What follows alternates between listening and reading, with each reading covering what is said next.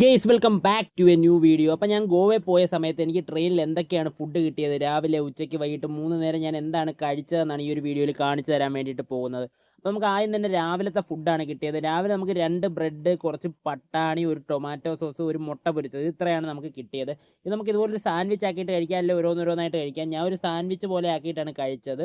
സാധാരണ ട്രെയിനിലെ ഫുഡ് കൊള്ളത്തില്ല എന്നാണ് പൊതുവേ പറയുന്നതെങ്കിൽ എനിക്ക് അത്യാവശ്യം ഈ ഒരു സാൻഡ്വിച്ച് കുഴപ്പമില്ലാത്ത രീതിയിൽ അഡ്ജസ്റ്റബിൾ ആയിട്ടാണ് തോന്നിയത്. വലിയ ടേസ്റ്റ് എന്നൊന്നുമല്ല ഞാൻ പറയുന്നത്, എന്നാലും കുഴപ്പമില്ലായിരുന്നു. അത്യാവശ്യം നമുക്ക് കഴിക്കാൻ പറ്റുന്ന ഒരു സാൻഡ്വിച്ച് തന്നെയായിരുന്നു ഇത്.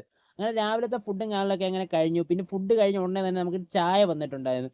ചായ പൊതുവേ എനിക്ക് ഇട്ടുകൊണ്ട് വരുന്നതാണ് നല്ലതെന്നാണ് തോന്നുന്നത്. കാരണം ഇങ്ങനെ നമ്മൾ ട്രെയിനിൽ പോകുന്ന സമയത്ത് ഇങ്ങനെ റെഡിമെയ്ഡായിട്ട് ഉണ്ടാക്കുക എന്ന് പറഞ്ഞാൽ ഇച്ചിരി ടാസ്ക് പിടിച്ച പണിയാണ്. അതുപോലെ തന്നെ ഈ ഒരു ചായ ഉണ്ടാക്കുന്ന സമയത്ത് ഈ ട്രെയിൻ കുലുങ്ങുന്നതുകൊണ്ട് തന്നെ ഇത് ഞാൻ പൊട്ടിച്ച് ഗ്ലാസ്സിലോട്ട് ഇടുന്ന സമയത്ത് ഇത് അവിടെ ഇവിടെയൊക്കെ തെറിച്ച് പോകുന്നുണ്ടായിരുന്നു.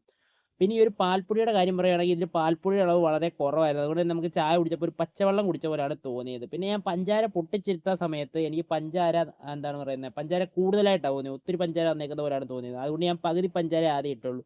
എന്നിട്ട് ഞാൻ കുടിച്ചു നോക്കിയപ്പോൾ കറക്റ്റ് പച്ചവെള്ളം കുടിക്കുന്ന പോലെ ആയത്. അപ്പോൾ ഞാൻ മധുരവും ഇല്ല, പാലിൻ്റെ ടേസ്റ്റും ഇല്ല, കടുപ്പം മാത്രം. കട്ടൻ ചായ എന്നും പറയാൻ പറ്റത്തില്ല.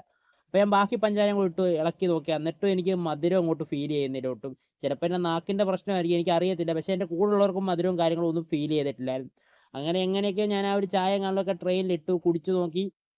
അപ്പോൾ ഞാൻ പറഞ്ഞല്ലോ, കുടിച്ചു നോക്കിയപ്പോൾ എനിക്ക് ഇങ്ങനെയൊക്കെയാണ് ഫീൽ ചെയ്തത്. അങ്ങനെ ചായ കുടിയും കാണലും എല്ലാം കഴിഞ്ഞിട്ട് ഇനി ഒരു ഉച്ചയ്ക്ക് 1 മണി 1:30 ആയിരുന്നു നമുക്ക് ഫുഡ് കിട്ടേണ്ടത്. പക്ഷേ എന്തൊക്കെയോ ഡിലേ കാരണം നമുക്ക് 2 മണി 2:30 ആയി ഫുഡും കാണലുമൊക്കെ കിട്ടിയപ്പോൾ.